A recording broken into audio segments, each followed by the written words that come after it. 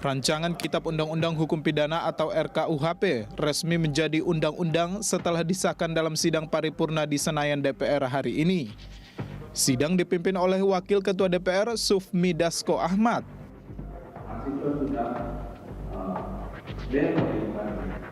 Rapat paripurna sempat memanas saat fraksi PKS memberikan tanggapan terkait dua pasal dalam RKUHP soal penghinaan Presiden dan Wakil Presiden.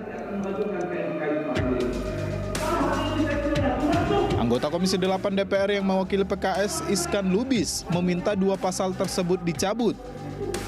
Perdebatan Iskan Lubis dengan pimpinan sidang Sufmi Dasko sempat mewarnai jalannya agenda pengesahan. Fraksi PKS sudah sepakat dengan catatan. Saya wakil catatannya rakyat. Sudah kita terima. Catatannya sudah kita 3 terima. menit hak saya. Tapi disepakati oleh fraksi 3 menit PKS. hak saya bicara. Jangan kamu jadi diktator bukan. di sini. Ini Anda. Saya akan ajukan ke MK. Ini Anda minta mencabut usul yang sudah disetujui oleh fraksi. Saya kasih waktu Oleh ngomong. karena itu saya sudah Saya cukup minta 3 menit aja. Anda memberikan catatan yang dari fraksi. Jangan Pak Supri jadi diktator di sini. Saya hanya minta 3 menit. Saya kasih waktu. Kalau hari ini saya tidak kasih waktu, saya keluar dari sini. Silakan. Saya wakil rakyat. Selanjutnya kami akan menanyakan kepada setiap fraksi apakah rancangan undang-undang tentang kitab Yang kedua, dengarin dulu. pidana dapat Pak Sobri, disetujui untuk kamu jangan jadi diktator ya. Ya. Iya, lihat itu, wartawan, begitulah DPR sekarang. Ya, wartawan begitu. Fraksi PKS akhirnya memutuskan untuk walk out atau keluar dari rapat sidang paripurna.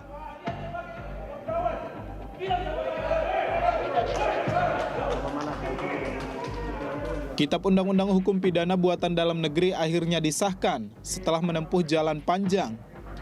Gagasan pembaruan KUHP ini sudah ada sejak 1963, namun baru bisa disahkan setelah melewati perdebatan 60 tahun. Bahkan, diskursus RUU KUHP ini sudah melintasi 7 presiden Indonesia dan 13 periode DPR. KUHP baru ini akan mengalami masa transisi selama 3 tahun dan akan aktif pada 2025 mendatang. Tim Liputan, Jakarta.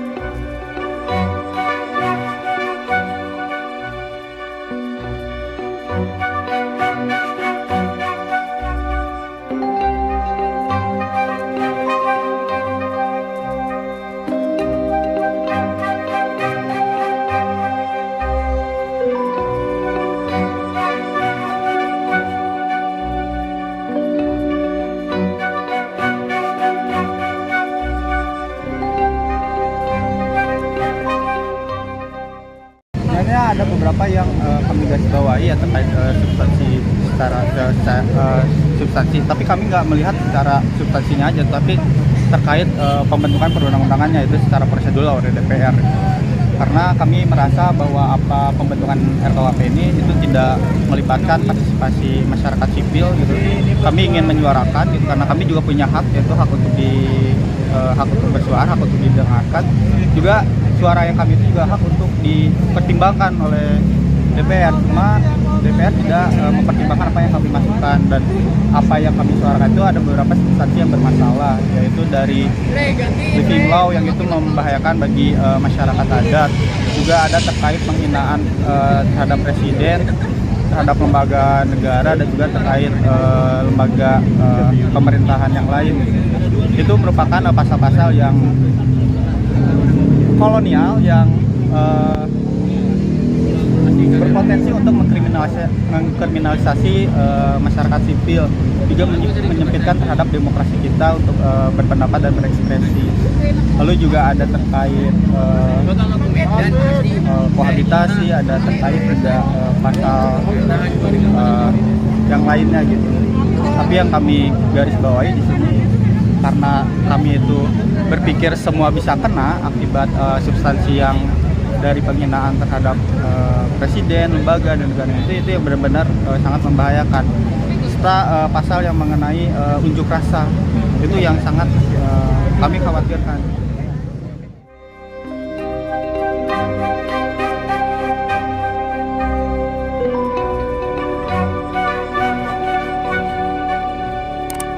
Assalamualaikum warahmatullahi wabarakatuh. Shalom, Om Swastiastu, Namo Buddhaya, salam kebajikan.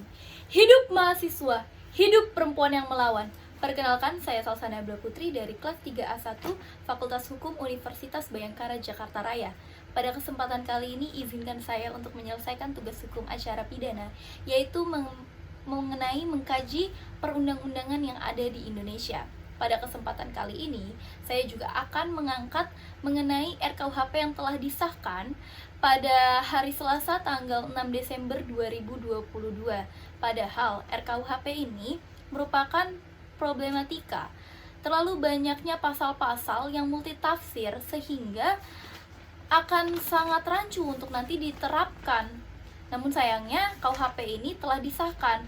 Bahkan tak jarang juga kita mendengar dan menyaksikan atau turut demo tentang mengenai tolak RKUHP ini. Ya, seperti yang terjadi pada hari Senin tanggal 5 Desember 2022 di mana masa demo tolak RKUHP di depan gedung DPR dengan membawa bendera kuning dan menabur bunga, yang dimana diikuti oleh kaum buruh dan juga ada mahasiswa di sana. Adapun pasal-pasal yang bermasalah di dalam RKUHP ini ialah yang pertama ada pasal penghinaan terhadap presiden, yang kedua pasal makar, lalu ketiga ada penghinaan lembaga negara, yang keempat pidana demo tanpa pemberitahuan, kelima berita bohong, keenam hukuman koruptor turun, dan ketujuh kohabilitasi atau hidup bersama di luar perkawinan, kedelapan ada sebar ajaran komunis, kesembilan pasal terkait living law, ke-11 aturan soal pelanggaran HAM berat, dan ke-12 adalah korporasi yang sulit untuk dihukum. Banyak sekali pasal-pasal yang tentu menjadi kegelisahan masyarakat. Tentunya mahasiswa juga ikut gelisah atas pasal-pasal dan draft RKUHP yang ternyata sudah final dan bahkan telah disahkan ini. Tapi pada kesempatan kali ini saya hanya akan membahas dan memfokuskan kepada beberapa pasal saja. Mungkin kita langsung saja masuk kepada fokus pembahasannya, yaitu yang pertama, saya akan membahas mengenai pasal penghinaan terhadap presiden dan penghinaan lembaga negara. Perlu diketahui ya teman-teman, bahwa saya tidak menolak secara sepenuhnya tentang pasal penghinaan ini. Saya hanya ingin menegaskan bahwasanya pasal ini terlalu rancu untuk diterapkan, terlalu banyak multitafsir di dalamnya. Di mana di dalam pasal 218, ya saya akan bacakan dulu. Jadi di pasal 218 yaitu ayat pertama yang berbunyi bahwa setiap orang yang di muka umum menyerang kehormatan atau harkat dan martabat diri presiden atau wakil presiden dipidana dengan pidana penjara paling lama 3 tahun 6 bulan atau pidana denda paling banyak kategori 4. Lalu yang kedua, ayat kedua berbunyi tidak merupakan penyerangan kehormatan atau harkat dan martabat sebagaimana dimaksud pada ayat 1 jika perbuatan dilakukan untuk kepentingan umum atau pembelaan diri.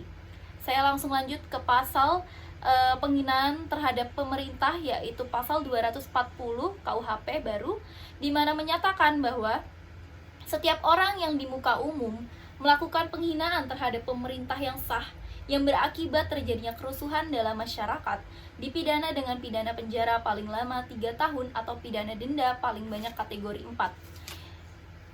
Di mana pasal-pasal yang tadi berbunyi mengenai penghinaan. Saya akan menegaskan bahwasanya multitafsir di sini ialah tidak ada batasan antara penghinaan dengan kritikan. Sedangkan kita ketahui bahwasanya negara Indonesia merupakan negara demokrasi, di mana kita seharusnya bebas untuk bersuara dan berpendapat. Jika hal ini tidak ditegaskan tentang mana batasan antara penghinaan dengan kritikan, hal ini akan menjadi bahaya dan bumerang untuk negara ini sendiri, di mana nanti terkesan seperti negara tidak memberikan ruang untuk kita menyuarakan suara rakyat kita, yaitu mengenai demokrasi. Akan banyak orang-orang yang ketakutan untuk menyuarakan pendapat mereka, untuk menyuarakan keresahan mereka. Di sini DPR tugasnya adalah mewakilkan suara rakyat, tapi sayangnya suara rakyat mana yang diwakilkan? Karena seperti yang kita ketahui bahwasanya sudah banyak sekali demo-demo yang terjadi, bahkan telah ada rundingan antara mahasiswa atau antara massa-massa dengan pemerintah untuk mengkaji ulang RKUHP ini. Sayangnya setelah disahkan pun pasal-pasal yang tengah menjadi kegelisahan ini tetap tidak berubah. Ya, mungkin seperti itu. Jadi terhadap pasal mengenai penghinaan terhadap presiden dan penghinaan lembaga negara, saya setuju jika pasal ini diterapkan asal ada batasan atau ada pemberitahuan di mana adanya apa sih batasan antara penghinaan dengan batasan dengan kritikan, karena hal ini akan sangat tumpang tindih dan akan ada kegoresan di dalamnya. Ya, seperti itu. Lalu yang kedua yaitu mengenai soal kohabitasi dan hidup bersama di luar. Mungkin saya akan bacakan lagi, di mana di dalam pasal 416 KUHP baru menyatakan bahwa ayat pertama yaitu setiap orang yang melakukan hidup bersama sebagai suami istri di luar perkawinan dipidana dengan pidana penjara paling lama 6 bulan atau pidana denda paling banyak kategori 2. Ayat kedua menyatakan terhadap tindak pidana sebagaimana dimaksud pada ayat pertama tidak dilakukan penuntutan kecuali atas pengaduan. A. Suami atau istri bagi orang yang terkait perkawinan, atau B. Orang tua atau anaknya bagi orang yang tidak terikat perkawinan. Ayat ketiga menyatakan bahwa terhadap pengaduan sebagaimana dimaksud pada ayat 2 tidak berlaku ketentuan pasal 25, pasal 26, dan pasal 30. Ayat keempat menyatakan pengaduan dapat ditarik kembali selama pemeriksaan di sidang pengadilan belum dimulai. Di sini sangat tertarik kepada ayat pertama yang menyatakan setiap orang yang melakukan hidup bersama hidup bersama sebagai suami istri di luar perkawinan. Perlu kita ketahui perkawinan mana yang dimaksud di dalamnya, karena kita sendiri pun tahu kan bahwa negara Indonesia ini menghargai hukum adat, hukum agama, dan hukum positif sebagai hukum kita gitu, dimana menimbulkan persekusi di dalamnya, yaitu persekusi sendiri memiliki arti tentang pemburuan sewenang-wenang terhadap sejumlah atau seorang warga sipil, yang mana akhirnya karena tidak ada penjelasan terkait hidup bersama sebagai suami atau istri ini dianggap melanggar ruang private antara masyarakat dan pemerintah gitu. Terkesan pemerintah terlalu mencampuri urusan private dari masyarakat.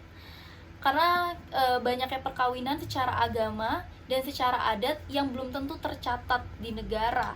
Jika ternyata ada perkawinan adat ataupun perkawinan yang dilakukan secara agama namun belum tercatat di negara dan mereka telah hidup bersama, apakah hal ini dapat ditindak pidanakan?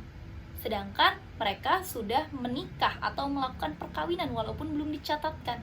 Jadi perlu ditegaskan lagi di sini maksud dari hidup bersama sebagai suami istri di luar perkawinan itu perkawinan yang bagaimana?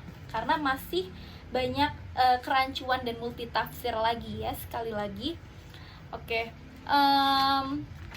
Kita lanjut ke pasal berikutnya, yaitu mengenai living law atau hukum yang hidup di masyarakat. Saya akan membacakan mengenai isi dari pasal 2 KUHP baru yang menyatakan ayat pertama, ketentuan sebagaimana dimaksud dalam pasal 1 ayat 1 tidak mengurangi berlakunya hukum yang hidup dalam masyarakat, yang menentukan bahwa seseorang patut dipidana walaupun perbuatan tersebut tidak diatur dalam undang-undang ini.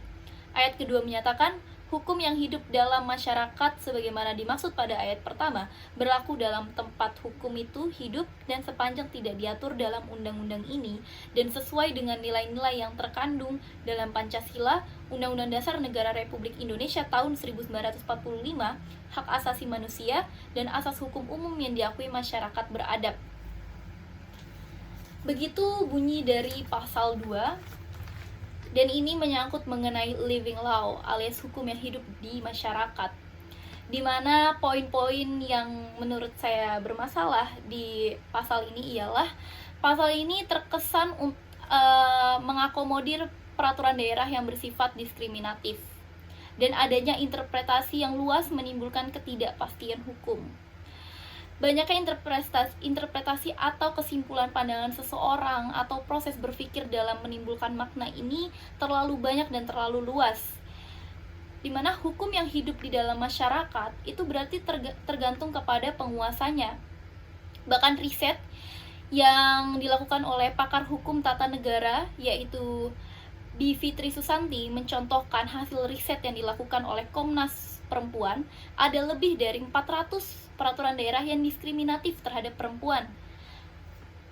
Yang mana jika kita kaji lagi, artinya bahwa hukum yang hidup di masyarakat ini terlalu terkesan mendiskriminasi atau mencampuri hukum adat.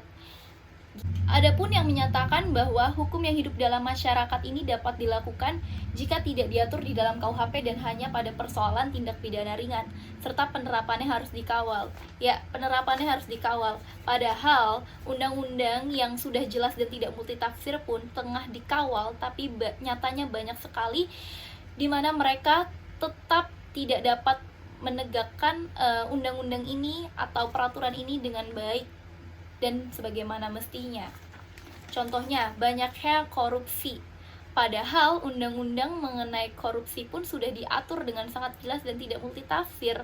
Nah, sekarang pertanyaannya adalah, jika pasal living law ini tetap diterapkan, apakah proses dikawalnya ini akan 100% atau bahkan 95% akan terlaksana dengan sebagaimana mestinya dan yang seperti yang diharapkan? Apalagi di pasal living law ini juga akan beresiko untuk menimbulkan diskriminatif terhadap perempuan, karena banyaknya peraturan daerah yang ternyata bersifat diskriminatif terhadap perempuan. Jadi sepertinya living law ini tidak cocok atau tidak seharusnya dimasukkan ke dalam pasal RKUHP ini. Fokus pembahasan berikutnya ialah mengenai HAM berat, di mana HAM berat ini terdiri dari genosida, kejahatan terhadap kemanusiaan, agresi, dan kejahatan perang. Padahal HAM berat ini sebenarnya sudah diatur dan ditegaskan di dalam Undang-Undang Nomor 26 Tahun 2000 tentang Pengadilan HAM.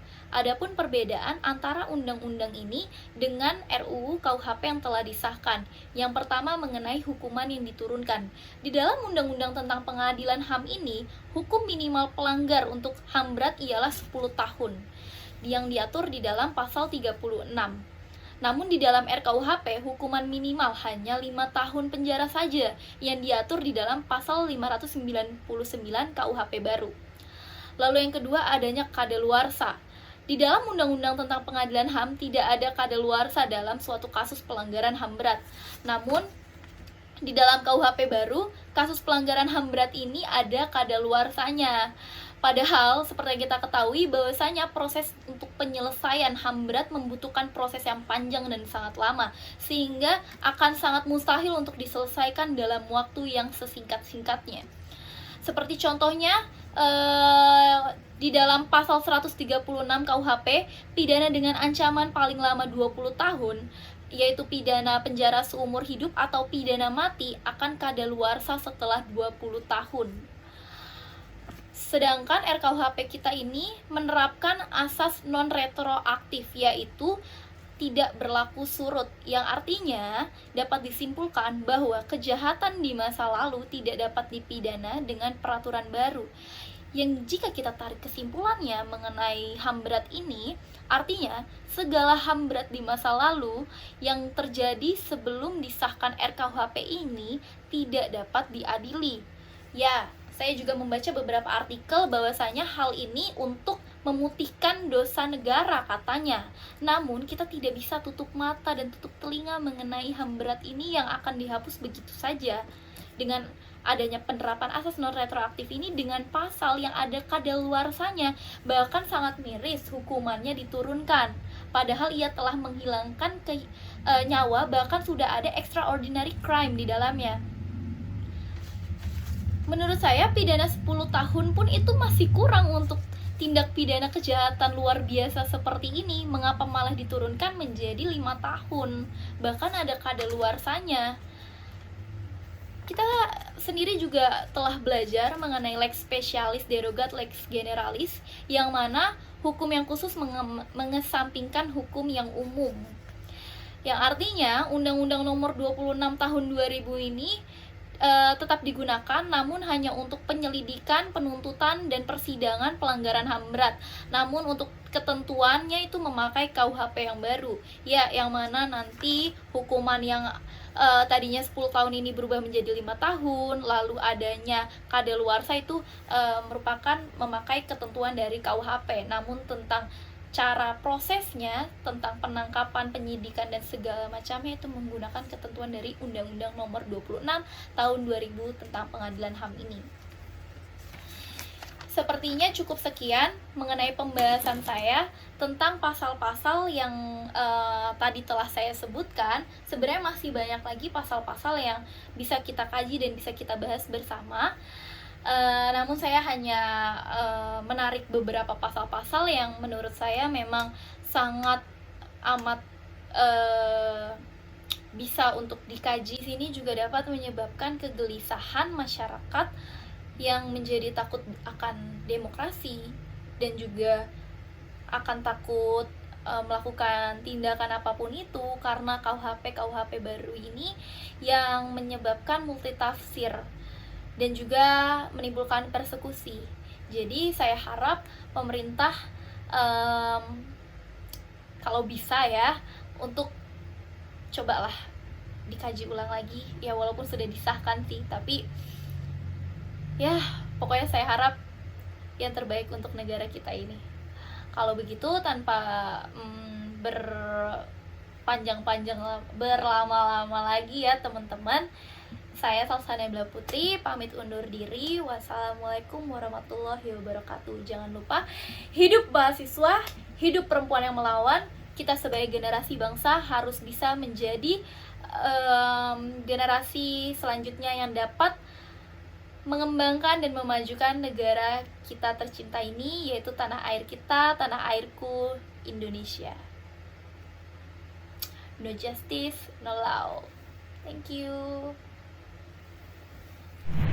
Hidup memang panggung sandiwara. Begitu banyak makhluk berpura-pura. Mereka adalah pemimpinku, pemimpin negeriku yang hampir remuk ini. Mereka mengumbar beragam sukacita, namun goresan hati tetap tak berhenti melukai hatiku, hatinya, hati mereka, dan hati kami semua. Dia janjikan kesejahteraan, namun yang ada kemelaratan. Dia janjikan kemakmuran, namun yang ada kemiskinan.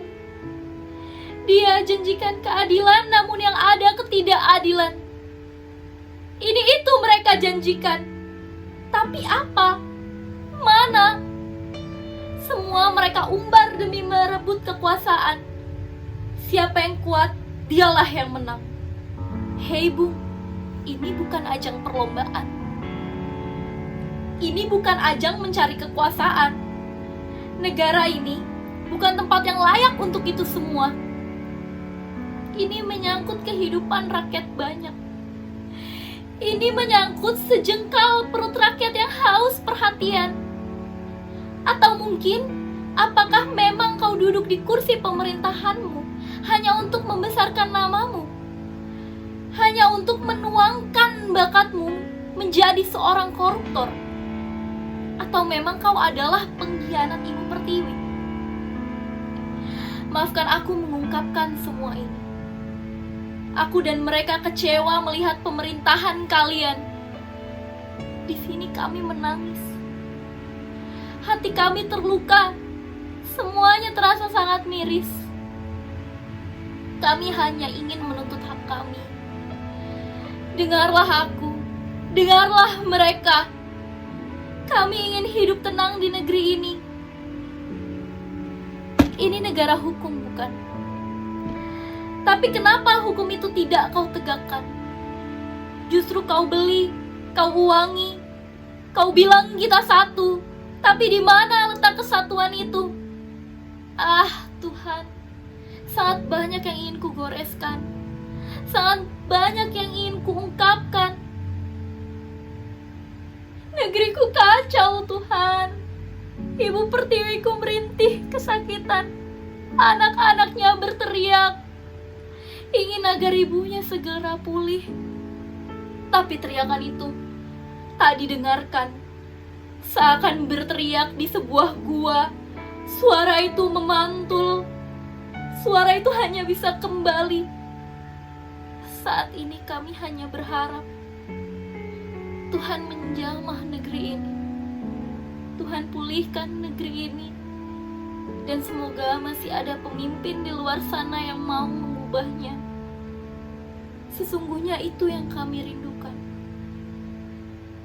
Dengarlah aku, dengarlah mereka. Jangan kalian bungkam.